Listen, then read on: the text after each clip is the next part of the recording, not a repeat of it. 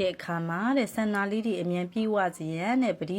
ပေါ့နော်ပတိစိတ်တဲ့အချိန်မှာပေါ့နော်ဒီပင်လယ်ကူးလေးအကြောင်းကိုညီမပြန်လည်မျှဝေပေးပါမယ်ဒါကတော့ညီမ Facebook မှာတွေ့တဲ့စာလေးကိုပေါ့နော်ဒါညီမပြန်လည်မျှဝေပေးခြင်းဖြစ်ပါတယ်ရှင်မူရင်းရေးသားထားတဲ့စာရေးသားပိုင်ရှင်ကိုလည်းညီမကာရဝပြုပါတယ်ဒါပြန်လည်မျှဝေပေးခြင်းဖြစ်ပါတယ်ရှင်ညီမတို့အကောင့်ထဲမှာကြတော့ဒါတော်တော်များများကနိဗ္ဗာန်ကုန်တဲ့ပတ်သက်တာလေးတွေရောင်းတာဖြစ်တဲ့အတွက်ပေါ့နော်ဒီထက်မှာဒီပတိဝယ်တဲ့သူတွေလည်းတော်တော်များပါတယ်အဲ့ဒီအတွက်ပြန်လည်ဝေမျှပေးတာဖြစ်ပါတယ်ပတိစိတ်တဲ့အခါမှာတဲ့ကိုကတဲ့ဖရာကုံတော်တွေကိုပူဇော်ကြတယ်ပေါ့နော်တချို့တွေဆိုရင်ငွေဝင်ကာထာတွေကိုပူဇော်ကြတယ်အန်ဒီရကေးကာထာတွေကိုပူဇော်ကြတယ်အဲ့ဒီအချိန်မှာဆိုလို့ရှိရင်တဲ့ပတိတစ်ပတ်စိတ်တဲ့အချိန်မှာဆိုရင်ဒီပင်လေကူးနေရာလေးကို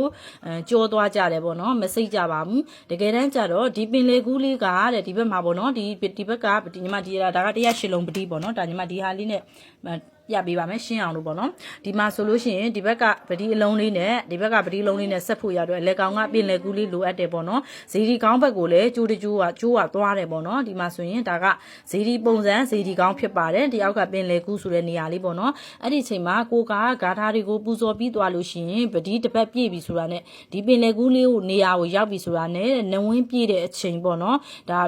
ဒီပတိတစ်ပတ်ပြည့်သွားတဲ့အချိန်ဖြစ်တဲ့အတွက်ပေါ့နော်ဒီနေရာလေးကိုရောက်ပြီဆိုတာနဲ့ကိုပေါ့နော်ကိုယ့်ရဲ့စန္နာလေးတွေကကိုယ့်ရဲ့စန္နာတွေကဆူတောင်းခြင်းတဲ့အရာလေးတစ်ခုကိုဒီနေရာလေးရောက်ပြီဆိုတာနဲ့ဆူတောင်းရမှာဖြစ်ပါတယ်သူကဘယ်လိုလဲဆိုတော့ကြတော့ကိုကကျမ်းမာရေးအတွက်ဆိုလို့ရှိရင်ကိုကျမ်းမာရေးအတွက်ကိုဆူတောင်းပေါ့နော်ကိုကစီးပွားလက်လာပါအတွက်ဒိဋ္ဌံဝင်နေဆိုစီးပွားလက်လာပါအတွက်ကိုကပေါ့နော်ဒီတခြားနေဥပမာညီမဥပမာပြောရမယ်ဆိုနိဗ္ဗာန်ရောက်ကြအောင်ထောက်ပံ့ကပေါ့နော်ဒီနေရာလေးကိုရောက်ပြီဆိုတာနဲ့ဒါဒီ29လုံးဆိုရင်ဒီဝါတပတိကာထာကိုပူဇော်ကြတာများတယ်ပေါ့နော်ဒါဒီဝါတပတိအာရိဆိုတော့ကိုကဒီလိုမျိုးပူဇော်သွားပြီဒီနေရာကိုရောက်ပြီဆိုတာနဲ့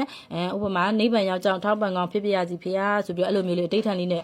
ပူဇော်ဒါနောက်တစ်ပတ်ပြည့်ပြီဆိုတာနဲ့လည်းအဲ့ဒီနေရာလေးမှာစုတစ်ခုပဲတောင်းသွားပေါ့နော်အဲ့ဒါဆိုလို့ရှိရင်တဲ့အလင်းအမြန်တဲ့ကိုယ့်ရဲ့ဒိဋ္ဌံလေးတွေပေါ့နော်